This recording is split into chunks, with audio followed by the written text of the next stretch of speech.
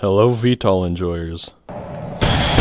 August 2nd, 1990. Iraq goes, "Hey, I see you got some oil." And Kuwait is like, "Nuh-uh." And Iraq goes, "Ambush!" The US and a couple friends don't like that very much. So we did what we Americans do best, blow stuff up.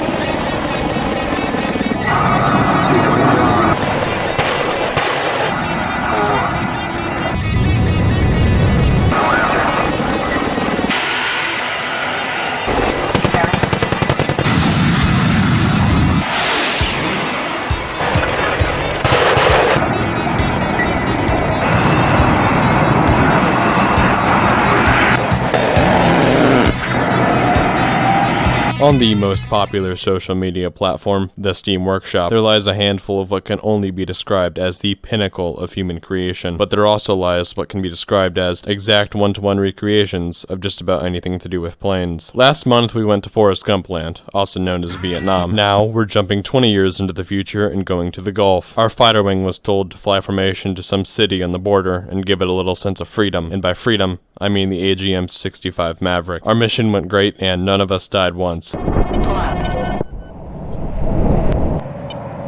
Yeah, I'm good. After the overwhelming success of the previous mission, our fighter wing was moved to the airfield at the furthest possible distance from the border, and was told to complete the daunting task of defending a singular air tanker. They even trusted us so much as to send up an entire AWACS with us. After a 10-minute flight of nothing happening, Overlord gives us a call out for a group of fighters rapidly approaching our position.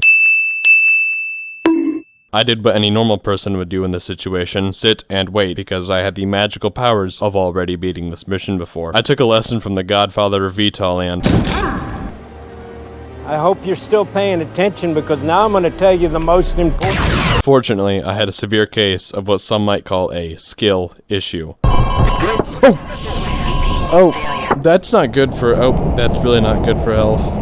I don't know how it happened, but eventually I did it. I won. I single-handedly defeated all the enemies without taking any damage. Oh, my life insurance is gonna go up so much.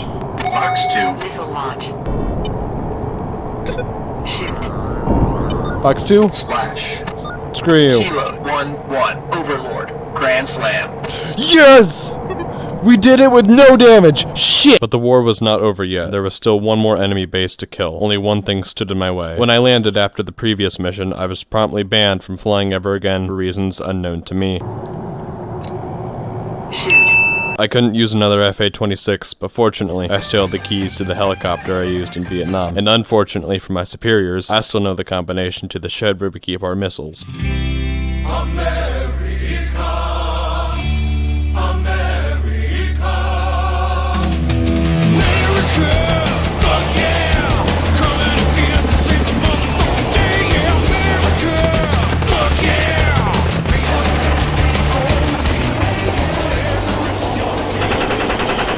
Briefing for this mission was simple. There's an enemy bomber flying around. When it lands, enemy fighters will take off. Use air-to-ground ammunition to kill all the fighters on the ground. I soon came to learn that my briefer lied to me, and the fighters can and will take off whenever they want. The AH-94 does not stand for Apple Hoarder, like I once thought. It instead stands for Attack Here, because every missile from Raython's supply line to your friend's basement wanted to break my tail off. Life could be a dream. Life could be a dream. Life could be a dream. Oh, that's okay. I don't have flares. By the time I got to the base, nearly all the fighters were in the air except for these three, which were promptly taken care of. The AH-94 can only carry a maximum of 4 air-to-air missiles. There were 12 bandits. On a completely unrelated note, did you know that you can lock onto planes with your targeting pod and fire an air-to-ground missile in the air?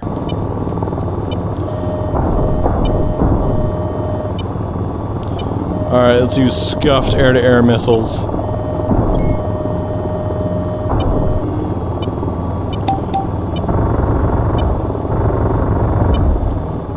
Hey, if you made it this far, I think you'd like the prequel to this video, or maybe my part 1 video of beating Boneworks without guns.